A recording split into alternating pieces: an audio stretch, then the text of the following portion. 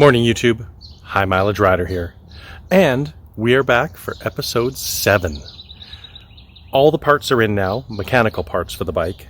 So episode 7 is going to involve me using a bit of discretionary intelligence, if you like, and we're going to send my baby on a trip. If you want to see where we're going, we'll be right back.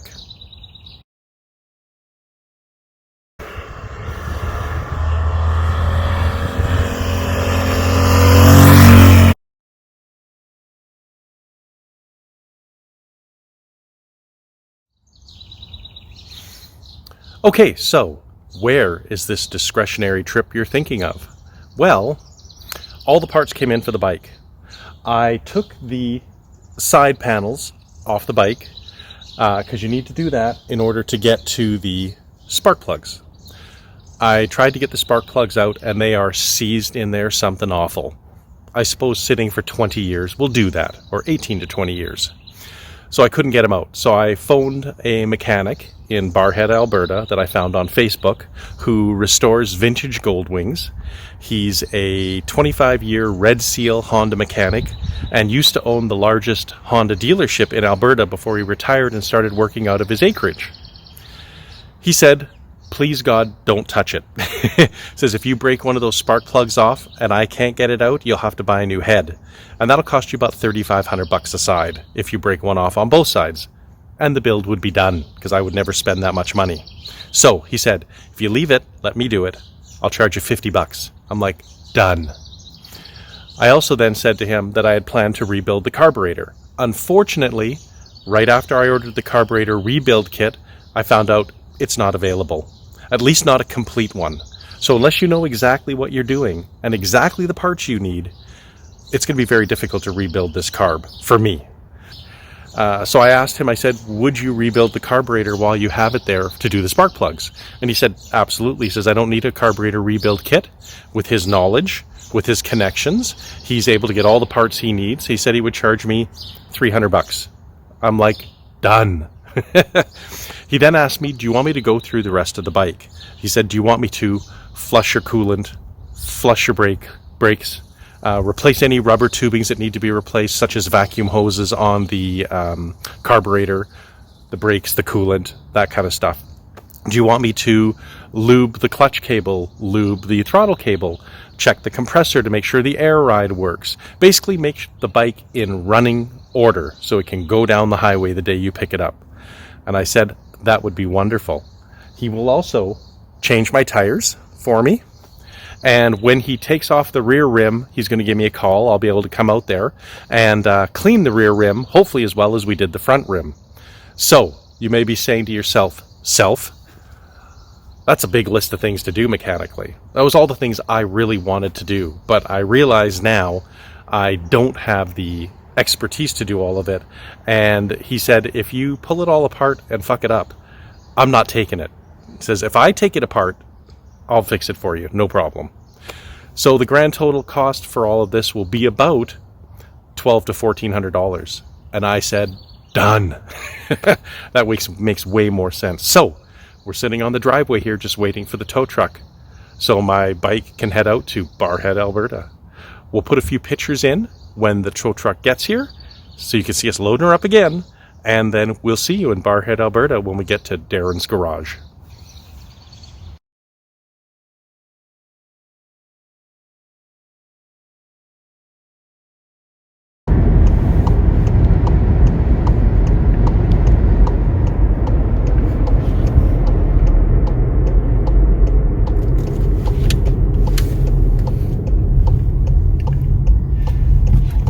Here we are, Glen Gardens, Darren's garage.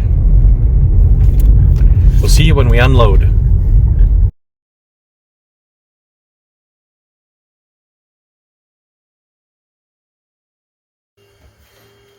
Okay, we made it. This is Darren's garage. The bike getting ready to be loaded up on the ramp, but I just thought I'd show you the garage on an acreage.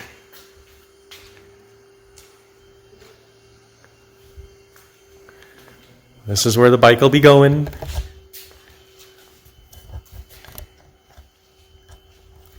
So yeah, Darren used to own one of the biggest Honda dealerships in Alberta. Retired, came out to the acreage, started just working on his own out of here.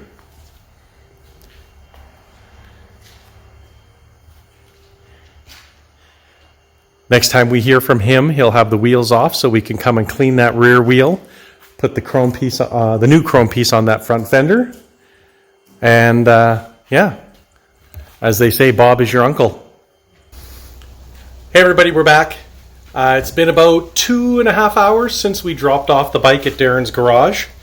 And I asked him, along with all the other work, which was rebuild the carb, change the spark plugs because they were stuck, flush all the fluids, change any hoses, put the new brake pads on, check the rotors. The rotors were checked while we were there. They're good. Check the electrical, check the throttle, check the clutch, change the timing belts. Obviously, we have to dump the oil again and replace it again when we do that.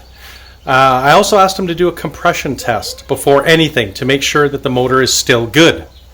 So he gave us a call back as we were driving home to tell us one cylinder is dead. On the throttle side, the middle cylinder had 0 compression. So all the other cylinders were between 110 and 120. Both with a dry test and a wet test. The middle cylinder on the throttle side was 0. So the discussion became, how much money do you want to put into this bike? So for the next 45 minutes, Steve and I had numerous discussions on, should I get rid of the bike? Should I keep going? How much money can I put into it? When Darren calls me back and says, good news. Took the head off. A whole bunch of carbon came out from the valves and the valve was stuck up. So he pulled out his rubber mallet and gave it a smack. The spring let loose. It came down. He rechecked compression, wet and dry, and it's 100. So he said it'll only get better as we get the engine running. So we have a salvageable motor. So it'll probably cost me a few $100 to do the compression test, but well worth it before you get any further on the build. So the next step is he's going to start rebuilding the carb this afternoon. He says the carb should all be done by the end of the day tomorrow, as well as the spark plugs. And then he'll be able to test fire the bike and make sure it runs before he tunes everything. That's the difference between having a professional do it and someone like me. I didn't have the equipment to even do a compression test. So we'll let you know how that turns out once we get it running. So I just realized while I was editing this video that I forgot to tell you the most important stuff. The next step in this build is going to be that he had to order some parts for the carburetor.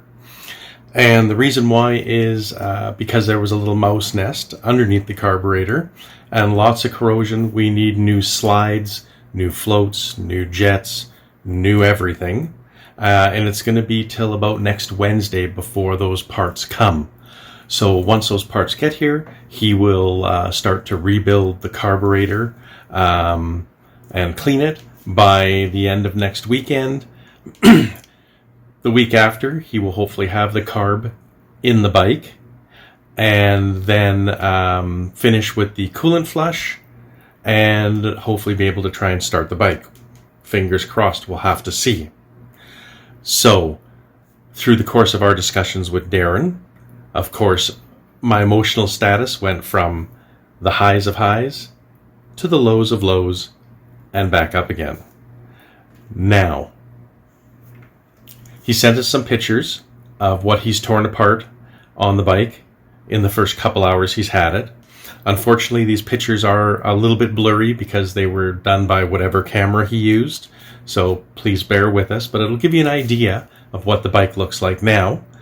And on our next episode, while we're waiting for the parts to come for the bike, we're going to look at the trailer. We'll see you in a bit.